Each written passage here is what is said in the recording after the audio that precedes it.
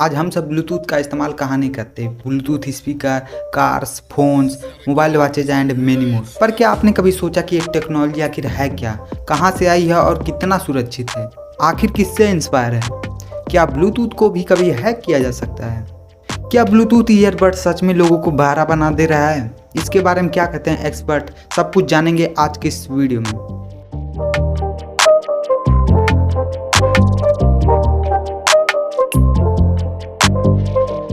चलिए शुरू करते हैं। What is Bluetooth technology?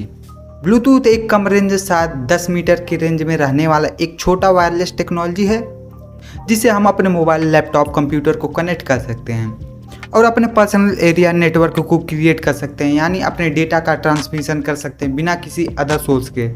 From where Bluetooth technology केम? यह टेक्नोलॉजी क्यों आई, इससे पहले हमको जानना पड़ेगा कि इस टेक्नोलॉजी का नाम ब्लूटूथ ही क्यों रखा गया। इसके लिए हमको चलना पड़ेगा इतिहास में। 10वीं सदी में एक राजा हुआ करते थे, हेराल्ड ब्लूटूथ ग्रॉम्स, जिनको ब्लोटोन भी कहा जाता था। ये अपने समय के रिस्पेक्टिव किंग थे क्योंकि ये अपनी प्रजा का ध्यान अच्छे से रखते थे।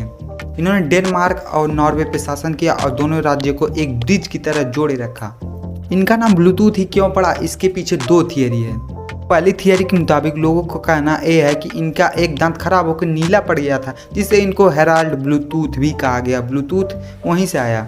नंबर 2, कुछ लोग इस थियरी को नहीं मानते, लेकिन विकिपीडिया के मुताबिक पहली थियरी ही सही है और ब्लूटूथ नाम हेराल्ड ब्लूटूथ के नाम से ही है। ये चीज़ तो पक्की है। बात है 1996 की, जब अलग अलग वायरलेस टेक्नोलॉजी की रिसर्च चल रही थी। इंटेल में काम करने वाले एक साइंटिस्ट जिनका नाम था जिम कोदाच एक बुक पढ़ रहे थे जिसका नाम था द लॉन्ग शिप, जिसमें जिक्र हो रहा था हेराल्ड ब्लूटूथ का। उनको यह कहानी बहुत ही पसंद आई और यह निष्कर्ष निकाला गया, जब तक SIG इस टेक्नोलॉजी का कोई सूटेबल नाम नहीं रख देता तब तक इसको ब्लूटूथ ही रखा जाए। इस टेक्नोलॉजी की खोज तो 1994 में ही एक स्वीडिश कंपनी एरिक्सन ने कर दी थी। टेम्परेली इस टेक्नोलॉजी का नाम ब्लूटूथ रखने के लिए नोकिया, इंटेल जैसी कंपनियां सहमत थीं, लेकिन बाद में कोई सूटेबल नाम नहीं मिलने से इस टेक्नोलॉजी का नाम ब्लूटूथ ही रख दिया गया। How secure Bluetooth is? देखो, हमारी टेक्नोलॉजी दो तरीकों से काम करती है। नंबर 1 है वायर्ड, नंबर 2 है वायरलेस। देखो, वायर्ड में कोई रेडियो फ्रिक्वेंसी ना होने के कारण इसको हैक करना काफ़ी मुश्किल, शायद इम्पॉसिबल है। जो दूसरी टेक्नोलॉजी है वो वायरलेस टेक्नोलॉजी है, जिसमें रेडियो फ्रिक्वेंसी का इस्तेमाल किया जाता है। और ध्यान दें, ब्लूटूथ भी रेडियो फ्रिक्वेंसी पर ही काम करता है, तो यह भी हैक करना पॉसिबल हो जाता है। कई ऐसे केस भी आ चुके हैं जिसमें हैकर 10 मीटर के रेंज में रहकर लोगों के ब्लूटूथ से कनेक्ट करके उनके सेंसिटिव डेटा को अपने सर्वर में स्टोर कर लेते हैं। इस हैकिंग को कहा जाता है ब्लू बगिंग। आप भी इसके शिकार हो सकते हैं, तो फालतू में अपना ब्लूटूथ ऑन ना रखो यार। How dangerous Bluetooth buds is? इस दुनिया में कोई ऐसी चीज़ नहीं जिसको लिमिट से ज़्यादा यूज करने पर उसका कोई फ़ायदा हो। हर चीज़ में वो नुकसान ही करती है।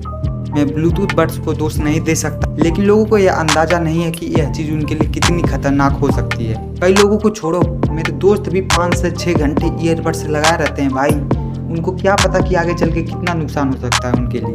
WHO के मुताबिक ईयरफोन, ईयरबड्स को यूज करने से 2050 तक 70 करोड़ लोग बहरे हो सकते हैं। अभी तक इस चीज़ से 400 मिलियन लोग यानी 40 करोड़ लोग चपेटे में आ चुके हैं। खैर, ये बात ब्लूटूथ टेक्नोलॉजी से ज़रा हट के है, और ब्लूटूथ भी कोई बहुत ही बढ़िया चीज़ नहीं है। इसमें जो रेडियो फ्रिक्वेंसी निकलती है उससे भी ह्यूमन बीइंग को नुकसान है। आपको ये वीडियो कैसी लगी हमें जरूर बताएं, और अगर वीडियो अच्छी लगी तो लाइक करें, चैनल को सब्सक्राइब करें। मिलते हैं अगली वीडियो में, तब तक के लिए जय हिंद एंड गुड बाय।